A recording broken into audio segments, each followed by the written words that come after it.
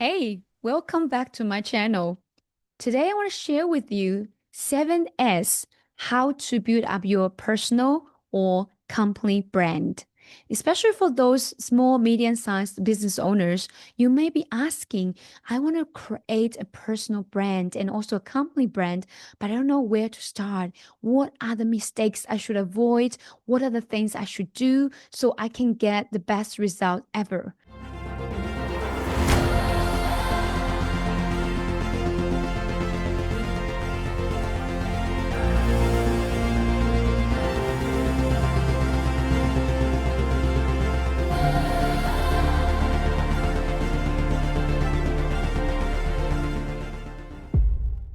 A little bit about my story that I have taken a long time, a long journey to do what I do today. I made a lot of mistakes, countless mistakes that I was trying to build up a personal brand.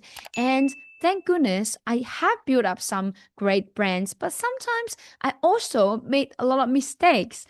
And that's the things I want to share with you today so that you don't have to spend another 100,000, 200,000, or even a lot of time that is all wasted, that you have to redo it once you realize, oh my gosh, I wish I've known this much earlier. So there are 7S, which I have concluded. The number one S is story tells. Storytelling. So here is a famous saying, facts tells, story sells. If you want to sell something, if you look around in the world, look at Apple, look at those big brands who are super successful. Look at McDonald's. What on earth is the so special about the burgers? They're not special. In fact, they're junk. They're not even good enough compared with the homemade burgers. Why people are so crazy looking for McDonald's everywhere when they go? It is because of the branding. It is because of the stories that they build up the stories that people remember, especially for Apple, that people just remember them about when you talk about Apple. The brand is, it is good with good quality, it is trustworthy. That's how they can charge way more money compared with the other mobile phone brand and iPad or things like that. And that is why, if you are building a business right now, if you're thinking, why can't I sell something more expensive? Why I'm always negotiating with the clients about price, not something else? It's because you are out of date in your personal brand. You're not focusing on your company brand building as well. In 2026 and all the way forward, the world will become way more obsessed and it will be way more important when it comes to personal brand. People will be obsessed with personal brand. In fact, it is already happening in 2025. And my friend, that's the first S you need to remember. Now, the second S is speak to your audience. I have made so many mistakes with my team who are in the marketing team that they are building all these social media posts. I found something that's significant because as a business owner, I cannot do everything by myself. I have to hire someone to do the part for me for the things that even though I know I can also do a great job, I have to live with them because I only have 24 hours a day. And that is the way how you leverage your time by hiring people. But when I realized one day, when I look at back all the performance that when I personally post something that is way more impactful and engaging compared with those ones my team has built, they have made a lot of efforts. They have created these fancy words and everything, but none of them really performs. And now I realized, oh my goodness, this is not good because all the messages sound very monotone, some very AI, robotic, very non-human. And we want to talk to people. When you post something, it's like you're speaking to someone, then that person who's reading the message will feel way more engaging and they will feel, wow, you're talking to me, you're speaking to me. And that is what number two is speaking to your audiences. And that's the second S, speaking. Now, the third S is serve them. When I say serve them is this is one of the biggest mistake I've ever made. And I think right now there's still things I'm doing that I did not pay attention that is causing this problem as well. In business, we tend to think about, okay, I'm running a business. It's all commercial. Why should I bother to do something else and to serve people? It's not a charity. It is not a social community service I'm providing. I need to really earn from what I provide, which is great because business is business. I understand. And in fact, I made a lot of mistakes when it comes to I wanted to run a business, but I always run like a charity, which really caused a lot of frustrations. I'm gonna turn off the noise so that it's not distracted. Yeah, which would really cause a lot of problem for me as well. It's like I'm running a business. How can I make this business running well without just I'm just serving. I don't really have time or intention to charge anything. That's also an extreme example. Don't do that. However, what I'm trying to say here is for this case is most of the time the biggest mistake we have made is when it comes to marketing, personal branding, is we tend to sell too much. And in fact, I received some messages from someone in the community who told me, Kristy, sometimes you might be too salesy. It's like, oh no, my goodness. It's like I wasn't patient enough. I started to just say, hey guys, you know what? The original intention is I want to serve people. I want to make a difference. I wanted to create value to people's lives. But because I post too many contents that's showing, come on, buy me, come on, we can do this, we can do that, it becomes very, very obvious, which is not healthy. And I've learned this a big time. I don't want you to make the same mistakes. And if that's you, remember the best way is not to sell, is to serve. When you're serving people by posting all these contents that they feel good about, or you can immediately solve one of their problems, they will thank you so much. And you say, they can't pay me. No problem, because it's always good for people to own you. And one day they'll come to you and ask, hey, can I pay you? There are so many amazing stories that I've heard in these kind of things. In general, people all like, if they are able, they all like to contribute because they want to feel good. They want to be useful. They want to be valuable. Isn't that right? Isn't that you? And that's me too. I really don't want to be a taker. I just want to be a giver. Why not? If I can give. But the question is, if we're impatient, we keep selling things on the social media, people won't even like you. People even will escape. In fact, you're escaping.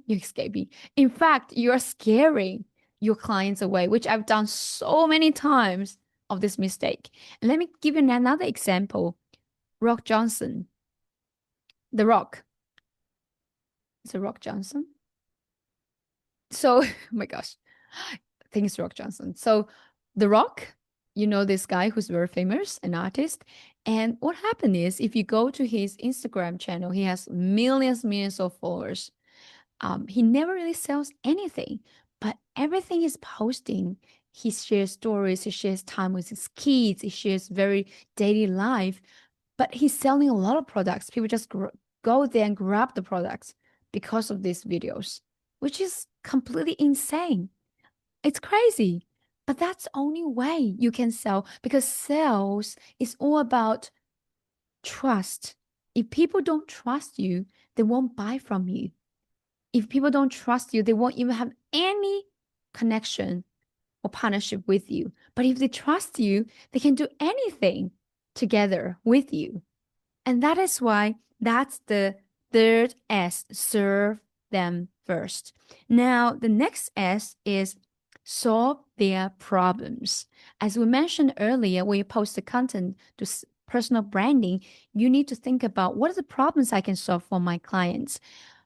This took me a long time to learn because when I started a business, I was thinking, how can I support this company? I have a dream, I have mission. Yes, I want to serve those group of people. At the beginning, I was so full of passion. I serve people. I come up with all these ideas that potentially can solve their problems. And then as time went by, I got so stressed out by the financial pressure. I got stressed out because reality hits and it hurts because most of the time people people want to get, they don't want to pay. And that really caused me a lot of pain. And then the pain became the pressure that pushed me to think about, okay, now I need to think, how can I earn more for the company? How can I improve the profit?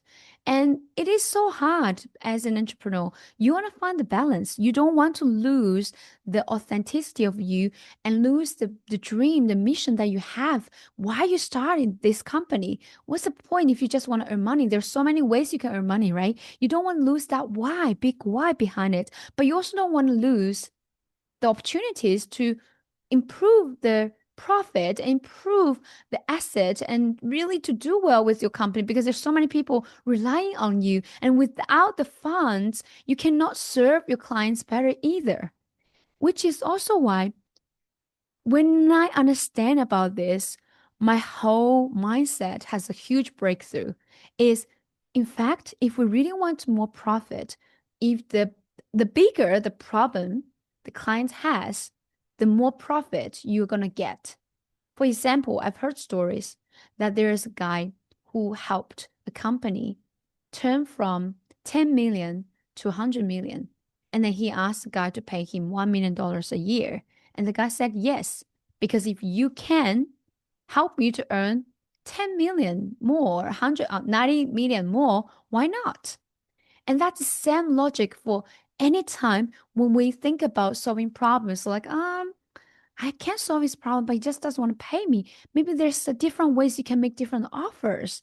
You can say, hey, how about this? Some of the time you can say, well, I can solve your problem. You can pay me later, or you can pay me monthly. There's so many ways you can make that happen. But do you want to solve your problem?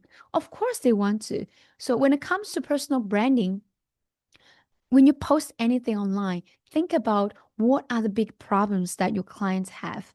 When I'm thinking, for example, for my clients, they have a lot of problems when it comes to sales, when it comes to also on marketing. And that's why I'm sharing with you my learnings about the personal branding as well. Because when it comes to personal branding, I know exactly where I'm heading to and the mistakes I've made. How can I help others to avoid those mistakes? Because there are companies spending thousands of dollars each month, some of them 20,000 or even more each month invest in marketing and ads, but they're not even getting the result that they want. And the worst part is they're spending money, but they're losing track of their marketing and also losing track of their why. This like now all I'm focusing is to just earn more money. I don't care. I'm running a company, not charity. I'm just gonna earn money, which is still not good because as an entrepreneur, you're gonna lose that happiness. Happiness and being selfish cannot coexist, which means if you want to be happy, you have to be so selfless that you think for others. But if you want to be selfish, you won't be happy anyway. It's the same thing.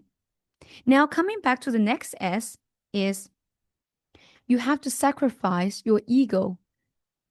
This is a big one for everyone and myself. Honestly, I always think I'm humble. I'm not.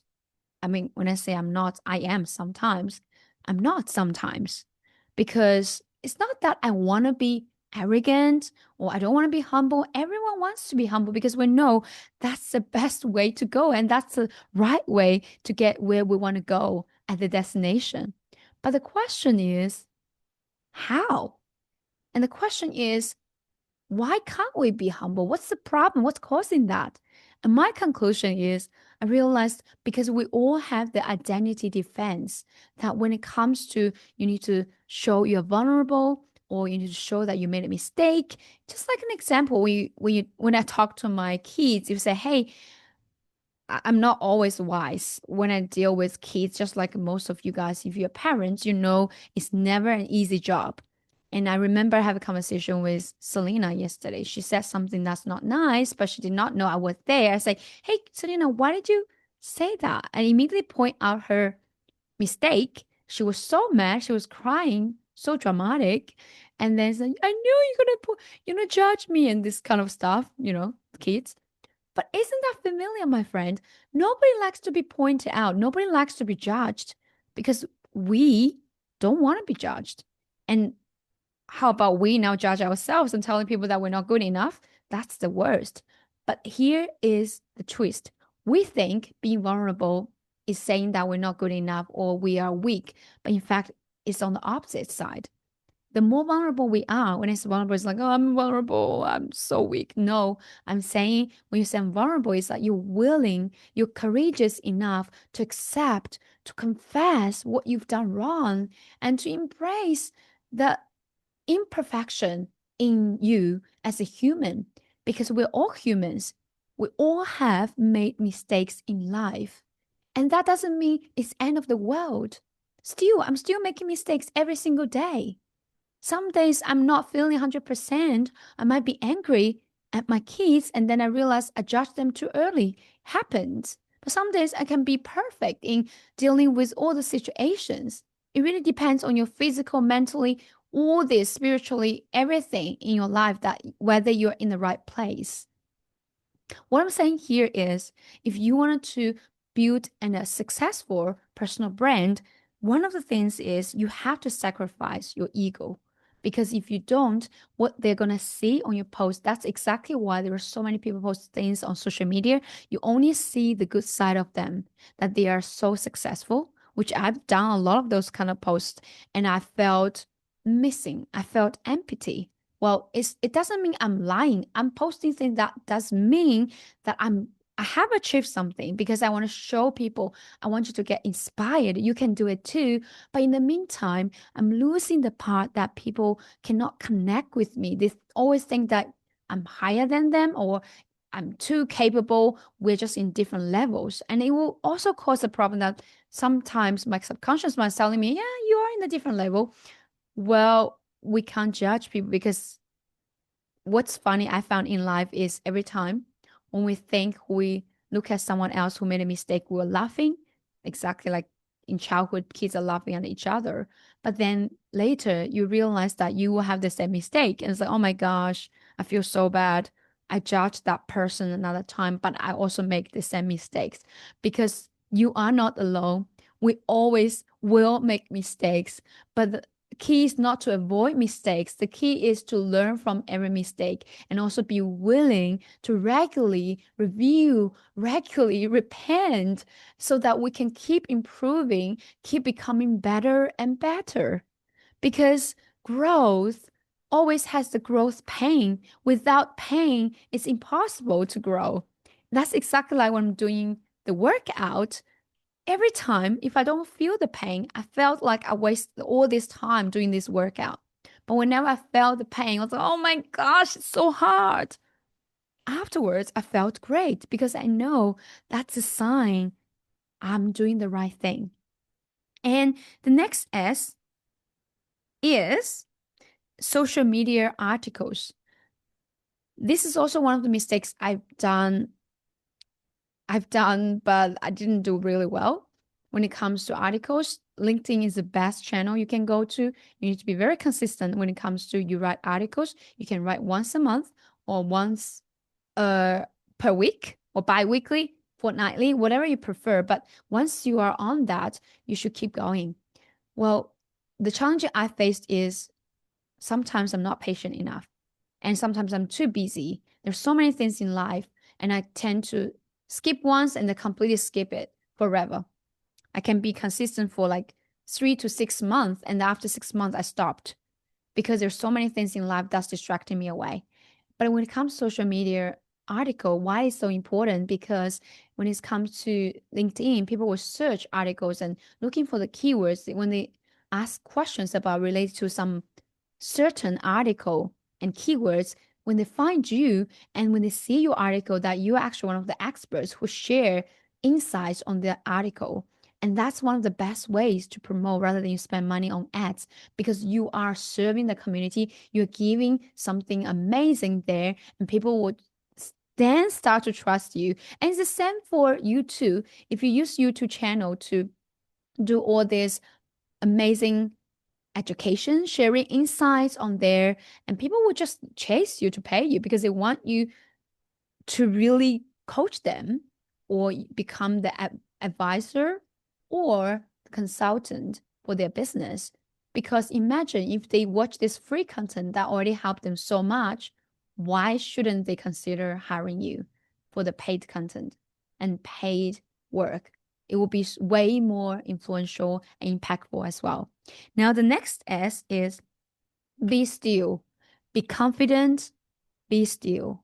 This is also one of the biggest enemies that I have been struggling, especially when it comes to running a business and being a mom. And also, I've done a lot of other things. Some days the doubt just kept attacking me. When doubt comes, by the way, we all face doubts every single day, none exceptional. No matter what you do, you're still going to have doubts. But the question is how you're going to deal with the doubts. Because once you deal with it in the right way, you can then be still, be firm, and be confident. And I realized there was a time I wasn't feeling grounded. I wasn't feeling well. I was like, I don't want to meet clients. I don't want to talk to them. I just lost all my patience and purpose. I don't remember my why. And I was there. I remember that call was the worst. I was sitting there. I started to talk. I don't want to sell my product either. Why I'm even here? Why I'm sitting in this room? And why I'm still spending the time with the client online when he's talking. And then it's already after hour when my kids are already home. I don't want to do this anymore. I was so struggling. And because you know why? Because I forgot about my why. And I also did not honor my principle, which is if I decide not to do meetings after hours, I shouldn't allow that exceptional happening. And then I won't feel that way. I won't feel like someone forced me to do it because I did not stand firm enough. Or if I have decided I'm going to meet someone after that, that means I am ready. I will be excited rather than frustrated. And sometimes in business, we can get so confused with everything going on. And the only thing that I can tell you is one of the lifesaver that I've been using is to set up clear goals, not just about yearly goals, which yearly goals are amazing. They make me so excited. And even my life goals was like, wow, I can do this. I'll get that one day.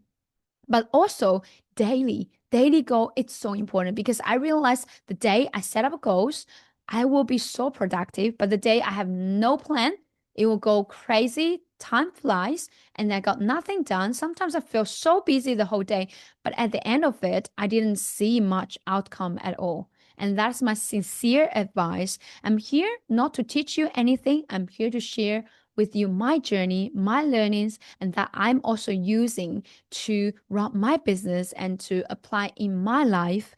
And I know that you can take this and get inspired so that you can, of course, not just be a student. You are not just being a student and you're not just being a follower, but a student, that you will implement the things that you believe will also apply and be workable to your life and business as well. I hope this helps you. Stay blessed, and I will see you on the next video. Bye.